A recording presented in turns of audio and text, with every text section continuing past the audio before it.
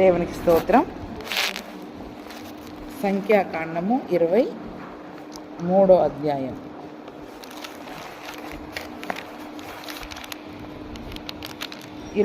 అధ్యాయంలో మరి బిలామును పిలిపించి ఇజ్రాయేలు ప్రజలను శపించడానికి మోయాబు రాజు బిలామును పిలిపించినట్టుగా మరి మనం చూసుకున్నాం. ఇక్కడ బిలాము రాగానే మరి ఎదుర్కొని వెళ్ళి మాట్లాడారు. 23వ అధ్యాయంలో మనం ఏం చూస్తున్నాం, ఇక్కడ బలి అర్పించడానికి బిలాము 7 బలిపీఠాలను కట్టమని చెప్పినప్పుడు మరి అక్కడ 7 బలిపీఠాలను కట్టి ఒక్కొక్క బలిపీఠము పైన 7 ఒక్కొక్క కోడెను ఒక్కొక్క పొట్టేలును అలాగా 7 మరి బలులను మరి అక్కడ అర్పించినట్లుగా సిద్ధపరచమని బాలాకుతో చెప్పినప్పుడు మరి బిలాము చెప్పినట్లుగానే బాలాకు బలిపీఠాలను సిద్ధపరిస్తే ప్రతి బలిపీఠము పైన ఒక కోడెను ఒక పొట్టేలును అక్కడ దహన బలిగా అర్పించారు. అప్పుడు బిలాము అంటున్నాడు బాలాకు రాజుతోటి, బలిపీఠము మీద నీ దహన బలి వద్ద నువ్వు నిలిచి ఉండు, నేను వెళ్ళెదను. ఒకవేళ యెహోవా నన్ను ఎదుర్కొనునేమో, ఆయన నాకు కనపరుచున్నది నీకు తెలియజేసేదనని చెప్పి మెట్ట ఎక్కెను. ఏమని చెప్తున్నాడు, ఇక్కడ దహన బలి దగ్గర నువ్వు నిలబడి ఉండు, రాజుగారిని నువ్వు బలిపీఠం దగ్గర నువ్వు నిలబడి ఉండు, నేను దేవుడు నాకేం చెప్తాడో నేను వెళ్ళి మరి దేవుడు నాకేం తెలియజేస్తాడో నేను తెలుసుకొని వస్తానని చెప్పి మెట్ట ఎక్కినట్టుగా చూస్తాను. అంటే ఇంకా కొంచెం మరి ఉన్నత స్థలంలోనికి వెళ్ళినట్టుగా అక్కడ మనం చూస్తూ ఉన్నాం. అక్కడ వెళ్ళిన తర్వాత దేవుడు బిలాముకు ప్రత్యక్షమయ్యి ఏమని చెప్తూ ఉన్నాడు, బిలాముకు ప్రత్యక్షమైనప్పుడు బిలాము అంటున్నాడు, నేను 7 బలిపీఠాలను సిద్ధపరిచి ప్రతి దానిపైన ఒక కోడెను పొట్టేలను అర్పించానని చెప్పాడంట. ఏం చెప్పాడంట, నేను బలి అర్పించాను అంటే దేవునికి అర్పించవలసిన దహన బలులను నేను అర్పించాను అని చెప్పగానే యెహోవా ఒక మాట బిలాము నోట ఉంచి, నీవు బాలాకు నొద్దకు తిరిగి వెళ్ళి ఇట్లు చెప్పుమనెను. అతడు బాలాకు నొద్దకు తిరిగి వెళ్ళినప్పుడు అతడు మోయాబు అధికారులందరితో తన దహన బలి యొద్ద నిలిచి ఉండెను. ఇక్కడ మనం చూసినట్లయితే మరి దేవుని దగ్గరికి వెళ్ళి ఏమని చెప్తూ ఉన్నాడు, నేను అర్పింపవలసిన బలులను నేను అర్పించా, దహన బలులను మరి నేను అర్పించాను అని అక్కడ చెప్తూ ఉన్నాడు. అంటే చూడండి, ఇక్కడ దహన బలి అర్పిస్తేనే దేవుడు మాట్లాడతాడు. ఏంటి చెప్పండి, దహన బలి అంటే నేను చెప్పాను కదా, దహన బలి అంటే దేనికి సూచన, దహన బలిలో ఏం చేస్తారు, గొర్రె పిల్లని పూర్తిగా దహించి వేస్తారు, దానికి సంబంధించింది ఏది కూడా మిగల్చకూడదు, రక్తముని మరి పూర్తిగా ఆ బలిపీఠం చుట్టూ ప్రోక్షించిన తర్వాత దహన బలి యొక్క మాంసాన్ని కానీ కొవ్వును కానీ దాని యొక్క ఆంత్రాలను సపరేట్గా చేసి మరి బలిపీఠం మీద పెట్టి అది పూర్తిగా దహించబడాలి. అంటే దేనికి సూచన, పూర్ణ ఆత్మతో పూర్ణ మనసుతో నీ దేవుడైన యెహోవాను మనము సేవించడము, ఆయనను ఆరాధనకి సూచన. అది దహన బలి దేనికి సూచన, మనము పూర్ణ మనసుతో పూర్ణ ఆత్మతో దేవుణ్ణి ఆరాధించడానికి సూచన. అంటే ఇప్పుడు దేవుడు మనతో మాట్లాడాలి, దేవుని యొక్క ప్రత్యక్షతలు మనకి కావాలి, దేవుడు మనకి ఏం తెలియజేస్తున్నాడు అని మనం తెలుసుకోవాలి అంటే ముందు మనం ఏం చేయాలి, పూర్ణ మనసుతో పూర్ణ ఆత్మతో ఆయనను ఆరాధించాలి కదండి. అందుకే మనం వాక్యానికి ముందు ఏం చేస్తాం, ఆరాధన చేస్తాం. అంటే ఆ దహన బలి కార్యక్రమం ఎప్పుడైతే అయిపోతుందో తరువాత దేవుడు ఏం చేస్తాడు, వాక్యం ద్వారా దేవుడు మనతోటి మాట్లాడతాడు. అందుకనే ఆరాధన చేసేటప్పుడు మనం ఎలా చేయాలి, పూర్ణాత్మతో పూర్ణ శక్తితో పూర్ణ బలముతో. అందుకనే 2 ఆజ్ఞలలో కూడా కొత్త నిబంధనలలో మొట్టమొదటి ఆజ్ఞ అదే, నీ దేవుడైన యెహోవాను నీవు సేవించు. ఎలాగా, పూర్ణాత్మతో పూర్ణ శక్తితో పూర్ణ బలముతో పూర్ణ వివేకముతో మనము మన దేవుణ్ణి ఆరాధించాలి. అందుకనే ఆ దినమున దహన బలులను మరి వారు అర్పించి అక్కడ దేవుని దగ్గరికి వెళ్ళి చెప్తున్నాడు, నా బలి అయిపోయింది, నా ఆరాధన అయిపోయింది, ప్రభువా ఇప్పుడు నువ్వు నాతో మాట్లాడు, నేనేం మాట్లాడాలి, నా నోటి వెంట మరి రావలసిన మాటలను నీవు నా నోటికి దయచేయి అని దేవుని దగ్గర మరి వారు అడిగినప్పుడు అప్పుడు దేవుడు ఏం చేశాడంట, తను చెప్పవలసిన మాటలను ఒక మాట బిలాము నోట ఉంచాడంట. ఏంటంట, ఒక మాట అంటే ఒక మాటని కాదు, ఇక్కడ మనం చదువుకుంటున్న ఈ దీవెన వచనాలని దేవుడు బిలాము నోట ఉంచి పంపినట్టుగా మరి మనం చూస్తూ ఉన్నాం. చూడండి, ఈరోజు మనకు చాలాసార్లు ఏం మాట్లాడాలో తెలవదు దేవుని దగ్గర కదండి. అంటే కొన్ని చోట్ల దేవుని గురించిన సంగతులను మనకు చెప్పడానికి కానీ మాట్లాడడానికి కానీ మనకి రాదు. కానీ నిజముగా మన హృదయముతో విరిగి నలిగిన హృదయముతో పూర్ణ ఆత్మతో మనం దేవుని సన్నిధిలో ఆరాధన చేసినట్లయితే ఆయనే తన మాటని మన నోట్లో ఉంచుతాడు. అందుకనే మీరేం మాట్లాడాలో మీరు భయపడకండి. రాజుల ఎదుట నిలబడినా, ఎవరి ఎదుట నిలబడినా మీరేం మాట్లాడాలో మీరు భయపడాల్సిన అవసరము లేదు. పరిశుద్ధాత్ముడే మీ పక్షంగా మాట్లాడతాడు, మీ నోటికి మాటలను అందిస్తాడు అని మరి మనము వాక్యంలో మనం చదువుకున్నట్టుగా చూస్తూ ఉన్నాం. అందుకని ఈ దినమున దేవుని యొక్క స్వరము మనం వినగలగాలి అన్నా మనము విరిగి నలిగిన హృదయంతో దేవుణ్ణి ఆరాధించాలి. పూర్తిగా మన దేహంలో ఎటువంటి పాప సంబంధమైంది ఏది లేకుండా పూర్తిగా మనం ఎలాగుండాలి? దహించబడాల, కాల్చబడాల. పూర్తిగా పాప సంబంధమైంది పూర్తిగా కాల్చబడి అసలు మనము అనేది కనపడకూడదు దేవుని దగ్గర. ఎవరు కనపడకూడదండి?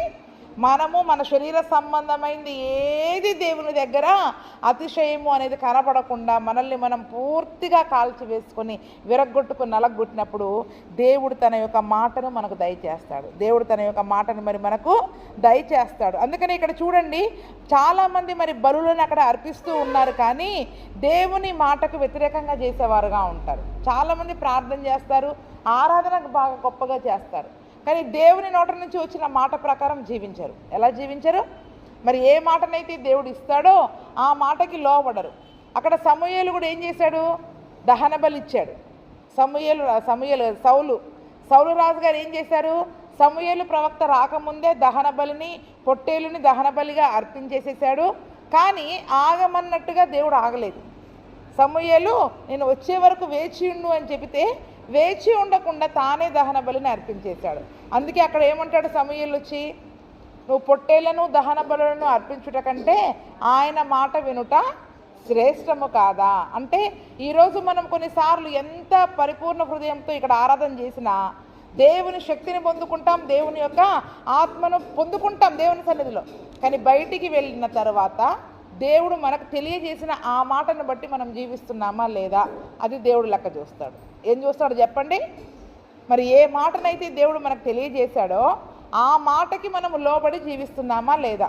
ఇక్కడ బిలాం ఏం చేశాడు? బలులు అర్పించాడు. వచ్చి దేవుని దగ్గర, అయ్యా నేను బలులు అర్పించేశాను అంటే వెంటనే మాట ఇచ్చాడు.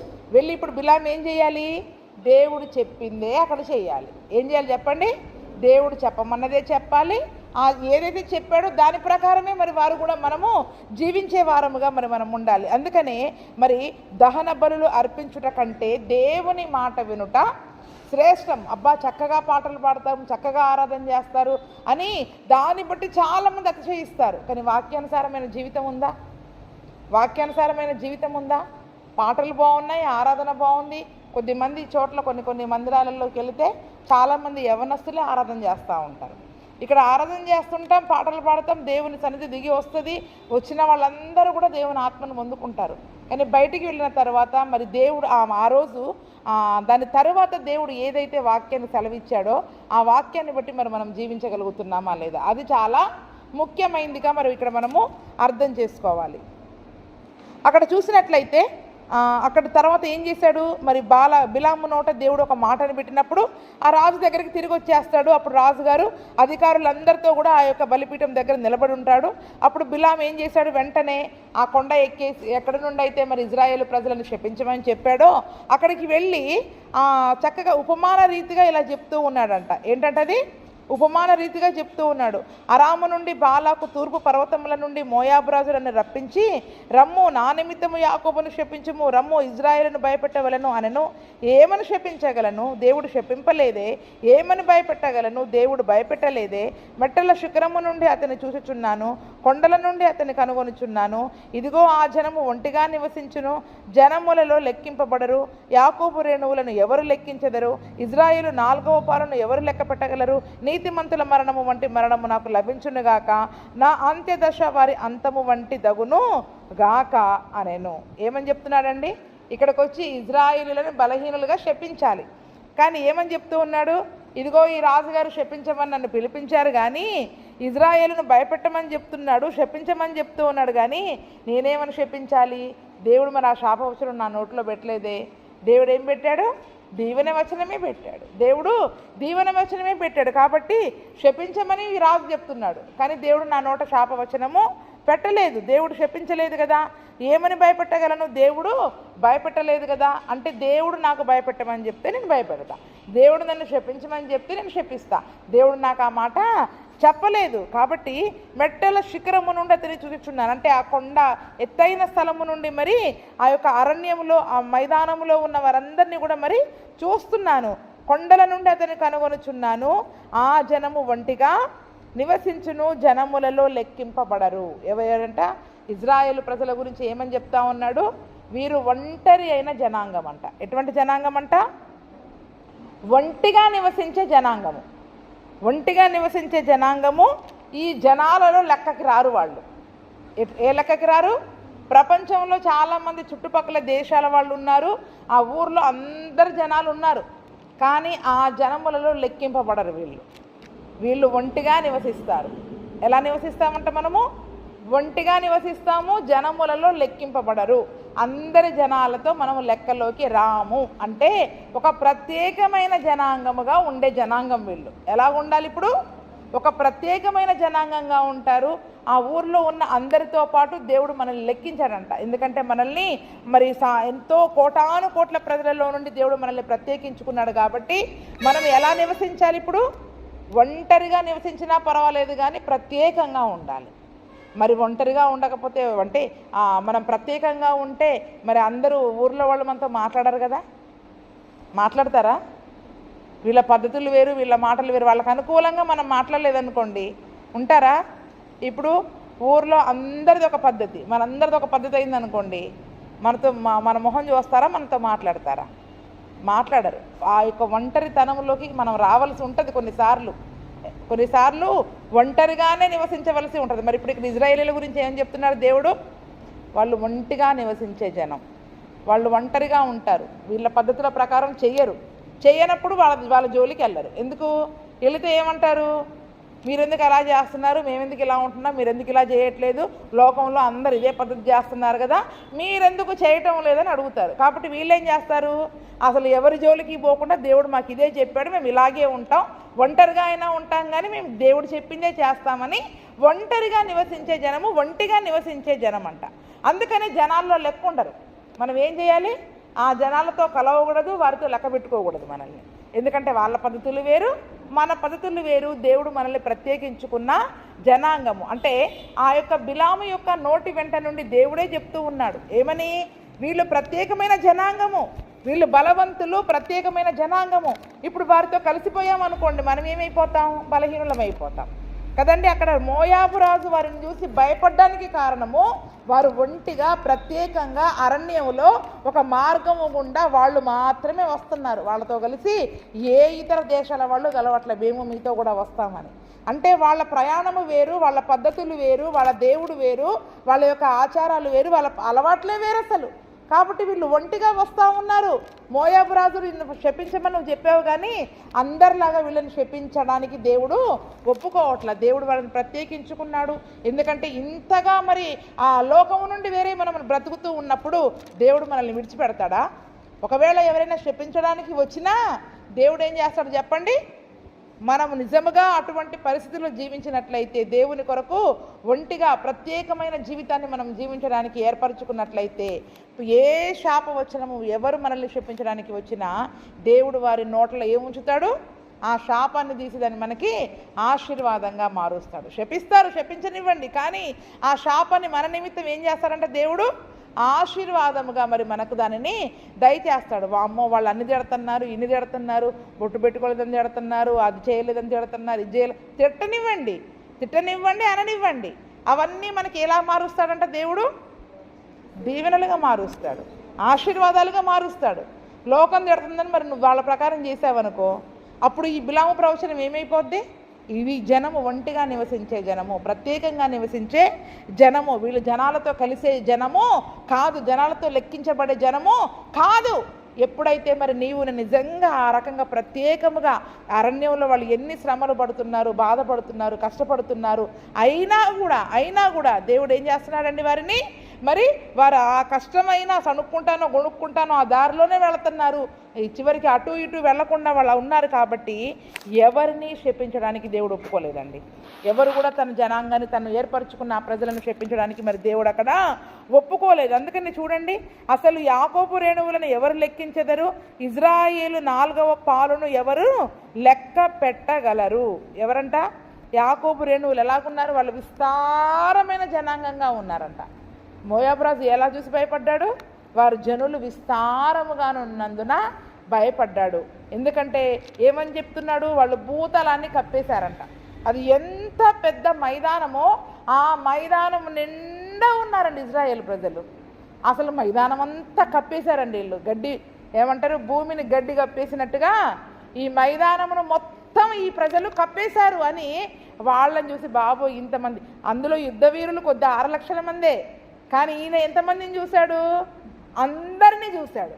అందరినీ చూసి భయపడ్డాడు. అందులో ఇప్పుడు చూడండి, సంఘానికి వచ్చేటోళ్ళు 100 మంది ఉన్నా అందులో సరిగా యుద్ధం చేసి ప్రార్థనలో పోరాడి గెలిచేటోళ్ళు 10 మందే ఉంటారు. కానీ బయటికి సంఖ్య ఎలా కనపడుతుంది? బాబోయ్ వీళ్ళ సంఘం ఇంతమంది ఉన్నారు అనే సంఖ్యని చూస్తే అపవాది ముందు భయపడతాడు. మన శత్రువు మనల్ని చూసి భయపడతారు. అందుకనే సంఖ్యాబలం చూసి అక్కడ మరి అతను భయపడ్డాడు. అందుకనే యాకోబు రేణువులను ఎవరు లెక్కించెదరు? మన ఈరోజు ఏ లెక్కలో ఉన్నాం? అవతల లెక్కలో ఉన్నామా, యువతల లెక్కలో ఉన్నామా? మనల్ని మనం చూసుకోవాలా. ఏ లెక్కలో ఉన్నాం? ఈరోజు మనల్ని చూసి శత్రువు భయపడే లెక్కలో ఉన్నామా, లేకపోతే మనము అంటే వాళ్ళని, మన శత్రువుని చూసి మనము భయపడే లెక్కలో ఉన్నామా? ఏ లెక్కలో ఉన్నామంటే ఒంటిగా మనము నివసించిన మన పక్షంగా దేవుడు ఉంటాడండి. అందుకనే మన రేణువులు, యాకోబు రేణువులను ఎవరు లెక్కించెదరు? ఇజ్రాయేలు 4వ పాలును ఎవరు? ఇజ్రాయేలు 4వ పాలంటే వీళ్ళు వచ్చేటప్పుడు ఎలాగొస్తున్నారు చెప్పండి? ప్రయాణ పద్ధతి ఎలాగుంది? ఇజ్రాయేలు యొక్క ప్రయాణ పద్ధతి ఎలాగుంది? ముందు ఏ గోత్రం వాళ్ళు నిలబడతారు? యూదా గోత్రము, ఇంకా యూదా, ఇశ్శాఖారు, జెబూలూను ముందు. అంటే ఇప్పుడు ముందు మెట్టల శిఖరం నుంచి ముందు ఎవరు కనపడుతున్నారు? యూదా. 4వ వ్యక్తి ఎవరు? యూదానే. ముందు రూబేను, షిమ్యోను, లేవి, యూదా. యూదా 4వ గోత్రం. కాబట్టి మొట్టమొదటిగా కనిపించేది ఎవరు? సింహపు వంటి ధ్వజాన్ని పట్టుకొని యూదా గోత్రం వాళ్ళు వస్తూ ఉంటే ఆ 4వ భాగము, 4వ గోత్రమైన ఈ భాగాన్ని అసలు ఎవరు లెక్క పెట్టగలుగుతారు? అంటే ఆ యూదా గోత్రము ఆ సింహపు యొక్క ధ్వజాన్ని చూసి ఈ యొక్క శత్రువు ఏం చేస్తున్నారు చెప్పండి? ఇక్కడ ఈ రాజుగారు భయపడిపోయారు. కాబట్టి అసలు వాళ్ళని ఎవరు భయపడతారండి? వాళ్ళని ఎవరు భయపెట్టగలరు? వాళ్ళని ఎవరు లెక్కించగలరు? ఈ యొక్క యూదా గోత్రాన్ని ఎవరు లెక్క పెట్టగలరు? ఎందుకంటే దేవుడు యూదాన్ని అక్కడ ఆశీర్వదించినట్టుగా మరి మనము చూసుకుంటా ఉన్నాం. అందుకనే నీతిమంతుల మరణము వంటి మరణము నాకు లభించునుగాక, నా అంత్యదశ వారి అంతము వంటిది అగునుగాక అని అక్కడ దేవుడు ఏ మాటలైతే బిలాము నోట ఉంచాడో ఆ యొక్క మాటలను బట్టి అక్కడ దీవించినట్టుగా చూస్తూ ఉన్నాం. చూడండి, ఇక్కడ తీతు పత్రిక 2వ అధ్యాయం 14వ వచనంలో చూసినట్లయితే మరి ఇజ్రాయేలీలు ఒంటిగా నివసిస్తారు, వారు జనములలో లెక్కించబడరు అన్న మాటను బట్టి చూస్తే నేడు క్రైస్తవులముగా మరి మనం ఏ రీతిగా ఉండాలో అపోస్తలుడైన పౌలు మరి తీతుకు రాస్తా ఉన్నాడు. తీతు 2:14.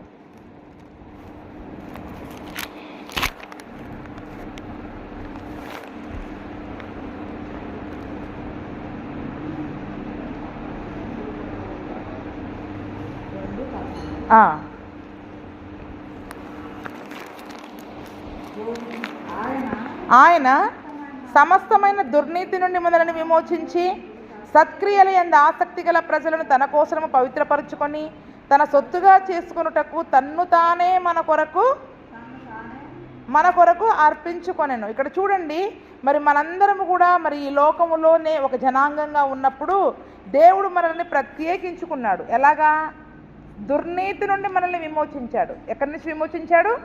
ఈ లోకములో అందరూ దుర్నీతి పరులుగా ఉన్నప్పుడు మరి నన్ను మాత్రమే ప్రత్యేకించుకొని పిలిచాడా లేదా? విమోచించాడా లేదా? ఇక చాలామంది ఉన్నారుగా విమోచించబడని వాళ్ళు మన చుట్టూ. మరి మన పట్ల ఆయన కృప అంతగా ఉన్నట్లయితే మనల్ని ఎన్నుకొని మన తరాలలో, మన కులాలలో మనల్ని మాత్రమే ఎన్నుకున్నారు అంటే మన పట్ల ఆయన ఉన్న పిలుపు కానీ ఏర్పాటు కానీ ఎంత గొప్పది చెప్పండి. అవునా కాదా? అసలు మనం ఏమైనా మంచోళ్ళమా? ఇప్పుడు మన ఇంటి వాళ్ళల్లో, మన కులం వాళ్ళల్లో మనం ఏమైనా మంచి పనులు చేస్తాం? మనకంటే మంచి వాళ్ళు చాలామంది ఉంటారు కదండి. మరి వాళ్ళందరినీ కాకుండా మనల్ని మాత్రమే ఆ దుర్నీతి నుండి విమోచించి దేవుడు ప్రత్యేకించుకున్నాడు. అంతేకాకుండా సత్క్రియల యందు ఆసక్తి గల ప్రజలను తన కోసం పవిత్రపరుచుకున్నాడంట. ఏ ప్రజలంట? మంచి పనులు చేయడానికి. దేవుడు మనల్ని దేని కొరకు ఎన్నుకున్నాడు? మంచి పనులు, సత్క్రియల యందు ఆసక్తి గల ప్రజలనుగా ఆయన మనల్ని మార్చడానికి, తన కోసము మనల్ని పవిత్రపరచుకొని తన సొత్తుగా చేసుకోవడానికే ఆయన తన్ను తాను మన కొరకు అర్పించుకున్నట్టుగా మరి మనం చూస్తూ ఉన్నాం. అంటే ఈరోజు మనల్ని విమోచించాడు, దుర్నీతి నుండి విమోచించాడు. అంతేకాకుండా మంచి పనులు చేయడం కొరకు మనల్ని ఏం చేశాడండి? ఆయన పవిత్రపరుచుకున్నాడు. నేను చాలాసార్లు చెప్పే, లేవీకాండం మొదలుకొని మనం దేని గురించి నేర్చుకుంటా ఉన్నాం? పవిత్రత, పరిశుద్ధత గురించే నేర్చుకుంటా ఉన్నాం. అర్పించబడిన ప్రతి బలి కూడా మనం పవిత్రత కొరకే కదండి. ఇప్పుడు మనం పవిత్రమైన జనాంగంగా, ప్రత్యేకమైన జనాంగంగా, పరిశుద్ధమైన జనాంగంగా ఉండాలి.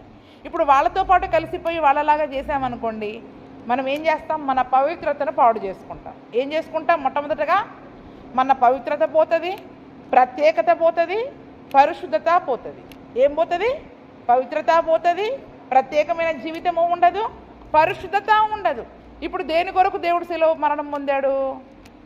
మనల్ని ప్రత్యేకించుకున్నాడు, మనల్ని పవిత్రపరిచాడు, మనల్ని ప్రత్యేకమైన జనాంగంగా ఈ లోకంలో మరి పరిశుద్ధమైన జనాంగంగా మనం జీవించడానికి దేవుడు మనల్ని మనందరి కొరకు తను తాను సిలువలో అప్పగించుకున్నప్పుడు, మరి ఆ యొక్క సిలువ మరణాన్ని మనం నిజంగా ధ్యానించుకునే వారమైతే మనం ఏం చేస్తాం? నేను ఒక ప్రత్యేకమైన వ్యక్తిని, నన్ను దేవుడు పవిత్రపరిచాడు, నేను పవిత్రంగా ఉండడం కొరకే, నేను పరిశుద్ధంగా ఉండడం కొరకే, నేను ఈ లోకంలో అందరిలాగా కాకుండా ప్రత్యేకంగా ఉండడం కొరకే నా కొరకు ఆయన సిలువలో చనిపోయాడు, నేను ఇప్పుడు వాళ్ళలాగా చెయ్యను అనే మనసు మనకి రావాలండి. ఏం చెప్పండి? ఇప్పుడు వాళ్ళలాగా మనం చేస్తున్నాము అంటే ఆయన సిలువ మరణానికి ఎటువంటి విలువ, గౌరవాన్ని మనం ఇవ్వట్లా. ఆయన సిలువను లెక్క చేయట్లా. మనం ఏం చేయట్లేదు. ఇప్పుడు ఆయన మనల్ని ప్రత్యేకించుకోవడంలో, పవిత్రపరచుకోవడంలో ఆయన సిలువ మరణం ఉందా లేదా?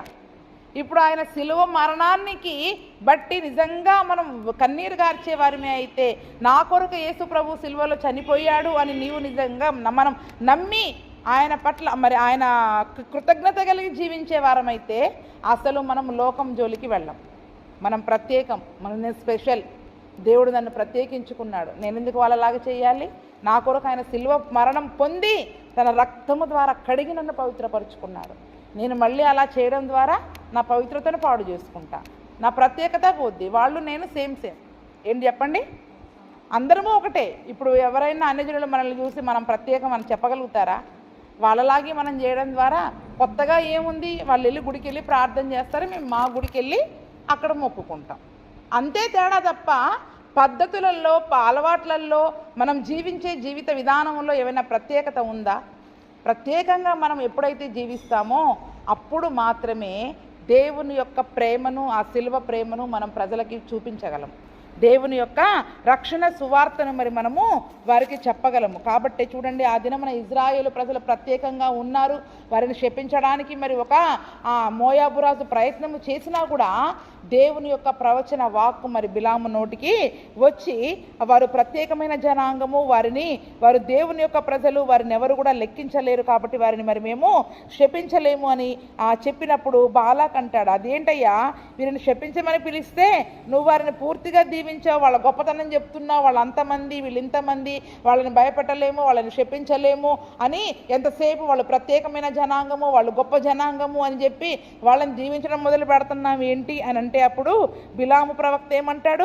యెహోవా నా నోట ఉంచిన దానిని నేను శ్రద్ధగా పలకాలి కదా, నువ్వు బలి అర్పించావు, నేను దేవుని దగ్గరికి వెళ్ళా, ఏం చెప్పాలయ్యా అని. ఆయన ఏం చెప్పాడు?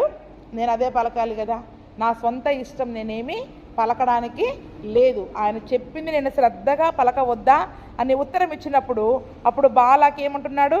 సరే, నువ్వు ముందు నుంచి వెళ్ళి ఆ యూదా గోత్రాన్ని చూసి ఆ యూదా గోత్రంలో 4 పాలును ఎవరు లెక్కించగలరని గొప్పలు చెప్పావు కదా, ఇప్పుడు నిన్ను వేరే ప్రక్కకి తీసుకెళ్తా, వేరే ప్రక్క నుండి నేను తీసుకెళ్తా అని ఆ కొండ శిఖరం మీద నుండి ఏం చేశాడంట దేవుడు? అంటే ఇక్కడ నుండి చూస్తే చివరి మాత్రమే నీకు కనపడుతుంది, అందరు కనపడరు, కాబట్టి నేను నీకు ఇంకొక స్థలానికి తీసుకెళ్తానని చెప్పి పిజ్గా కొననున్న కావలి వారి పొలమునకు అతన్ని తోడుకొని పోయి మళ్ళీ అక్కడ ఏంటని చెప్పండి, వాళ్ళు మోయాబు మైదానంలో ఉన్నారు, చుట్టూ కొండలు ఉన్నాయి. ఏమున్నాయి చెప్పండి? అటు కొండలే ఇటు కొండలే, చుట్టూ కొండలే, మధ్యలో దారి. కాబట్టి నువ్వు అటు వైపు నుండి చూస్తే నీకు కొద్దిమందే కనపడ్డారు, నేను ఇంకొక వైపు నుండి చూపిస్తానని చెప్పి పిజ్గా అనే కొండ దగ్గరికి తీసుకెళ్లారంట.